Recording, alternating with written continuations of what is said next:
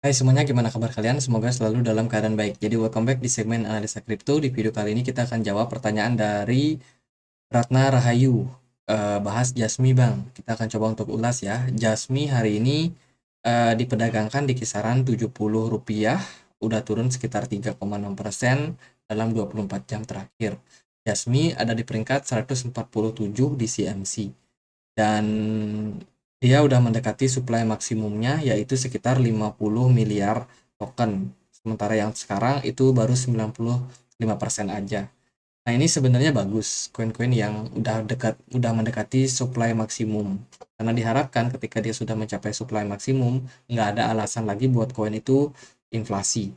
Ya, karena supply-nya pasti akan tetap segitu dan kedepannya tinggal adopsi daripada project ini. Jadi ya sementara itu sih. Tapi kalau kita lihat dari projectnya, ini sebenarnya project apa sih? Kalau kita lihat dari informasinya, ini adalah cryptocurrency project of Tokyo based Internet of Things. Jadi dia dari Tokyo ya, dengan project namanya Internet of Things. Provider Jasmy Corporation yang dihadirkan oleh Jasmy Corporation. Sebagai perusahaan sistem Internet of Things, include mechanical and digital element the with the ya tugasnya untuk mengidentifikasi soal transmit data. Jadi dia tugasnya untuk pelacakan data, manajemen data. Jadi kurang lebih itulah platform yang dimiliki oleh Jasmy Corporation. Mungkin kita bisa cek dia di internet langsung ya. Apakah kita bisa dapat Jasmy Corporation? Ada nggak sih perusahaannya? Nah, ini jasmy.co.jp. Ini company profile-nya ya dia benar dari Tokyo, perusahaannya ada, dan key person-nya dia following last release commercial structure listing domestic and international cryptocurrency exchange. Management structure ini si Kunitaki Ando ini sebagai representatif director, terus ini presidennya Kazumasa 1. Jadi orang-orang Jepang semua. Jasmy Technology and Project Service Planning to support data demokrasi. Wah, ini lumayan ribet ya bahasa-bahasanya. Ya, intinya itulah teman-teman. Ini adalah project layanan data gitu yang base-nya di Jepang. Project-nya ada, kantornya ada. Jadi kalau teman-teman mau cek langsung, bisa cek langsung. Dia udah ada dari 2016. Jadi kalau kita cek juga di Twitter, mereka ngepost juga soal ini ya, mereka punya roadmap untuk tahun 2023. Kita akan lihat mereka mau ngerjain apa. Kalau kita lihat dari sini sih, mereka bakal bikin fan token. Wah, ini bahasa apa ya? Ini bahasa bahasa yang sulit saya mengerti, teman-teman. Kalau teman-teman bisa bahasa Spanyol atau Portugal mungkin bisa bantu diterjemahin. Wah, ini kok bahasanya bahasa luar semua ya. Padahal ini project dari Jepang loh. Jadi kita, oh dia bikin dari beberapa bahasa teman-teman. Mungkin kita bisa cari yang bahasa Inggrisnya yang mana ya. Ini bahasa Rusia, ini bahasa asing, ini bahasa Cina, ini bahasa Inggris. Nah, ini dia bahasa Inggrisnya. Nah, we announced Jasmy 2023 roadmap beginning of this month. Ya, kita akan bahas langsung.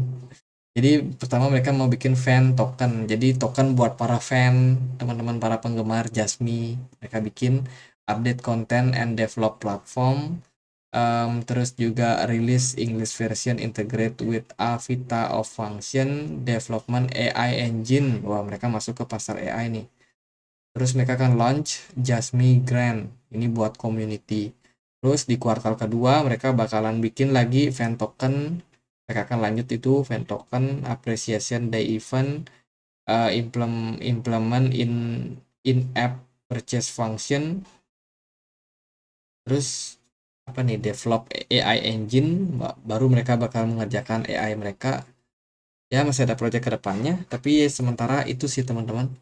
Mereka mau bikin AI katanya, dan ini apa ya? Key region mereka akan masuk ke pasar Taiwan, Hong Kong, Malaysia, Singapura, India dan lain-lain. Mereka belum masuk ke Indonesia. Jadi itu sih buat fundamental dari Jasmine agak sulit ya buat mungkin teman-teman yang nggak biasa. Jadi ini intinya yaitu data management, dia bikin koin dan koinnya nggak tahu fungsinya buat apakah berpengaruh sama blockchainnya, ya kita nggak tahu. Kalau secara price action sih sekarang Jasmine udah drop ya cukup dalam, bahkan kemarin berada di level 0,003 dan sekarang posisinya lagi dalam tahap koreksi juga.